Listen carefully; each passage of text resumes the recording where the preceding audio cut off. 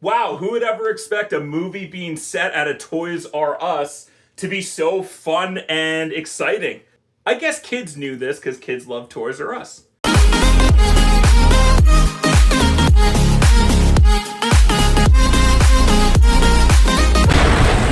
Roofman! So first of all, this movie is directed by Cianfrance, who had directed a couple of great movies like Blue Valentine and The Place Beyond the Pines. Also had helped write the movie The Sound of Metal.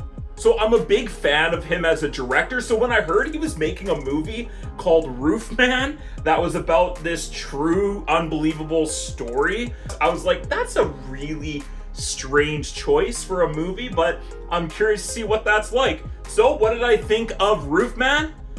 I was really surprised. I have to say, like, as a film, I had a great time with this movie. Like, I was very impressed with multiple things, and this might be one of the biggest, like, surprise movies of this year. And it actually turned out to be quite a fun, crowd-pleasing film. First thing is that you cannot believe that this is a true story. Like, it is such a crazy, unfathomable tale that you're like, is this true?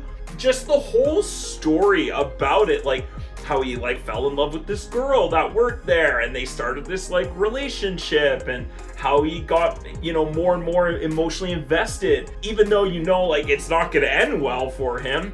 You can't help but get invested in this story, in this movie, with these characters, and that is the power and testament of Cianfrance's directing, his writing. He helped write this movie. I should have never doubted him, because the last couple of movies he's made I've been big fans of. I'm your number one fan. The performances are great. This is Channing Tatum at maybe one of his best, if not his best performance. It's definitely in his top 3. I think he is awesome as Jeff. My name is Jeff. Cut to 22 Jump Street. My name is Jeff. And gives this character a lot of humanity and a lot of love and charisma, and you can't help but like this character, and you are completely on his side from the get-go, even though every time he does something stupid you're like, Jeff, no, what are you doing, man? Jeff. Hey. And you just want to shake him and just be like, stop doing what you're doing, but you also understand why he's doing what he's doing, even if it's in a really warped way. And it just forces you as the audience to sympathize and empathize with this character and his story and his plight, and kind of the two families that he has in this. It's pretty interesting to see how this character kind of justified his actions, and yet you also can't help but fall in love with him. And I love that this movie took its time with building its characters and getting us to really get on their side. But I thought Channing Tatum captured this character so well and was so fun and hilarious at times. He's got a lot of comedic moments in this movie that are great.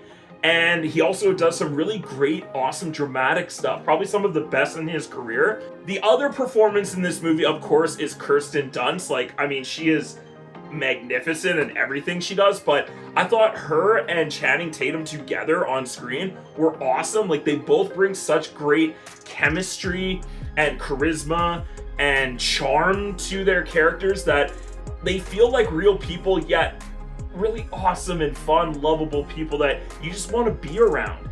And I love that this movie cares so much about its characters and cares so much about her perspective in the movie, and doesn't just sideline her, and they really actually make her pop and stand out. I thought they both were excellent in this film, and of course the rest of the supporting cast is amazing.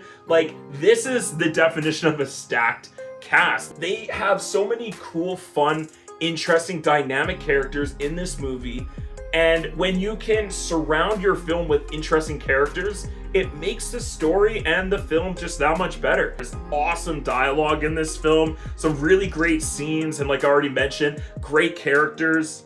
The story is simple, but it's also very complicated emotionally, and I think this movie does a really good job of showing that emotional complications between the characters in this film, and especially like Jeff being pulled between his two lives of wanting to escape but also wanting and needing to connect with some people. And I love that they show that dynamic throughout the film. Yeah, the pacing of the movie is a bit uneven at times, and like it definitely has a stop and go sort of thing where it's got like the first 35-40 minutes of this movie is incredible, and then it slows down and it takes its time, and it develops the characters and develops the relationships, and then the movie picks up again, you know, for the last like 25-30 minutes. And so there's a little bit of a lull in the middle there, so it's a little bit uneven, but not enough to like ruin the movie or make it even like a bad movie. I noticed that there was a little bit of a pacing issue. The comedy in this movie absolutely slaps. Like, it is hilarious at times. Like, I was belly laughing about 5-6 times in this movie, like out loud. And ultimately, I thought the production was great. Like, all the different places that the story goes from, like the rooftop of buildings of like McDonald's and Burger Kings and Toys R Us, the church. Like, I love all the scenes at the church and having dinner with all the women, and Channing Tatum's the only guy there, and they're all grilling him and stuff like that. Like, there's so many great scenes and production in this film and moments that really stand out. And also, this film is really entertaining. Like, it's quite crowd pleasing, kind of crime dark comedy movie. Now, it's not a perfect movie. Like, I already talked about some of the pacing issues. Also, there's some tonal things with this movie. Like, it's kind of all over the place when it comes to the tone. Yes, it is funny, but also at times, like, it's extremely serious and it's really quite sad. And because of that, it really does swing back and forth all over the place.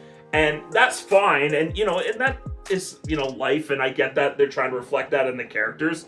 But definitely at times you're like, whoa, that is quite the turn that we are making tonally. Considering, you know, Derek Cianfrance and like, you know, The Place Beyond the Pines is such a beautiful looking film, and Blue Valentine, I thought this movie could have and should have had a little bit more of a visual pop to it. And like, the movie doesn't look bad, that's not what I'm saying, but I just thought there could have been a little bit more of the cinematography. There's a lot of handheld in this movie that I didn't think necessarily worked. The shaky cam of it was just a little bit much at times, and I was like, okay, getting kind of sick of the shaky cam thing. And to me, the biggest issue with this film is like the thrilling aspect of it. And what I mean by that is like how surprising this movie ends up being. And to be truthful, the movie isn't very surprising. And that's because the entire time you have the feel and you just have that gut instinct that it's not going to go well for this guy. Like, by the end of this film, he's not going to be happy with Lee in paradise. And I'm not going to ruin anything. I'm not going to give any more spoilers than I already have. But because of like how they set the film up and the use of like the narration in this movie at the beginning and kind of sprinkled throughout the film, you just know like it's not going to go well for Jeff. And so because of that, you're anticipating, you know, this dread that's going to come, and then when it does, you're not really surprised by it. Surprise! Surprise! That takes a little bit away from the film, and I wish the movie built in a little bit more suspense behind, you know, the fact that he's like maybe not gonna get caught, and like there's a little bit more tension in the story for where it's gonna potentially go. But besides those few things with this film, I ultimately had a great time with this movie. I would highly recommend it. I think if people really want to see like a crime, true story crime, comedy, drama film, like this is definitely one to check out. I don't think this movie's gonna like win any awards or anything like that, but I do have to say this is probably one of my personal kind of favorite films of the year. I don't know if it's like the best movie of the year, but it's one of the ones that shocked and surprised me the most. So I'm gonna go ahead and give Roofman a B+. If you like this video, make sure you click that like button and subscribe to my channel for more content. Also, comment down below, what did you think of Roofman? Were you a fan of this film? Were you anticipating this movie? What is your favorite Derek Cianfrance movie? Come back and check out some other movie reviews such as One Battle After Another and The Smashing Machine. Thanks for watching, everyone. Have a great day, and we'll see you on the next film.